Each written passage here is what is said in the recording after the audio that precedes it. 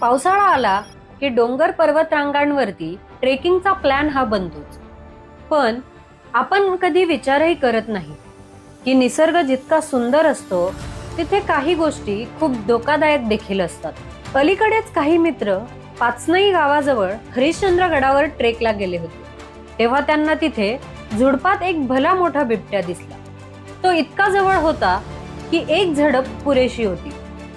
ते लोक नशिबाने गाडीत होते, नाहीतर काय झालं असतं याचा विचारही करवत नाही. हरिश्चंद्र गड म्हणजे सह्याद्रीच्या रांगांमधला एक प्राचीन किल्ला, जो आपल्या जबरदस्त निसर्गरम्य सौंदर्यासाठी आणि 1800 फूट उंचीच्या कोकण कड्यामुळे प्रसिद्ध आहे.